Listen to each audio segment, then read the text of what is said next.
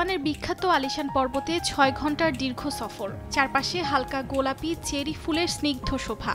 এমন দৃশ্যের সাক্ষী হতে বিশেষ এই ট্রেন যাত্রা। সৌন্দর্য উপভোগ করতে শতাধিক যাত্রী চড়েছেন শতাব্দী প্রাচীন স্টিম ট্রেনে। মনোমুগ্ধকর প্রকৃতির সৌন্দর্যের সাক্ষী হতে স্বায়ত্তশাসিত অঞ্চলটিতে ঘুরতে এসেছেন অনেকে।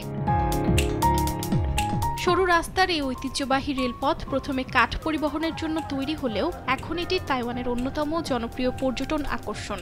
টাইফুন ও ভূমিকম্পে ক্ষতি হওয়ায় দীর্ঘদিন পরে এটি গেল বছর পুনরায় চালু হয়।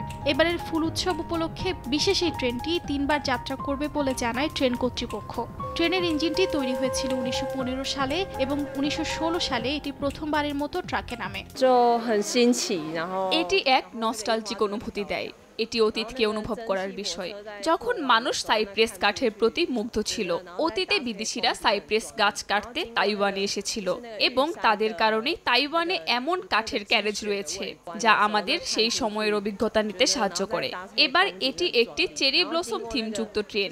যদি সুযোগ মেলে আমরা আবারও সাইপ্রেস কাঠের ক্যারেজে ভ্রমণ করতে পারবো। এটা সত্যি অসাধারণ। চেরি ফুলগুলো দেখতে অপূর্ব, বিশেষ করে যখন ট্রেন পাহাড়ি পথে বাঁক নেয় আর জানালা দিয়ে বরফে ঢাকা ইউশান পর্বত দেখা যায়, তখন সেই দৃশ্য এক কথায় অতুলনীয়। চেরি ফুলের ছোঁয়ায় রেলগাড়ির এই সফর যেন ইতিহাস আর প্রকৃতির মেলবন্ধন। শতাব্দী প্রাচীন ট্রেনের ইঞ্জিনের শীষের সঙ্গে মিলেমিশে আছে বসন্তের বাতাস আর যাত্রীদের আনন্দধ্বনি।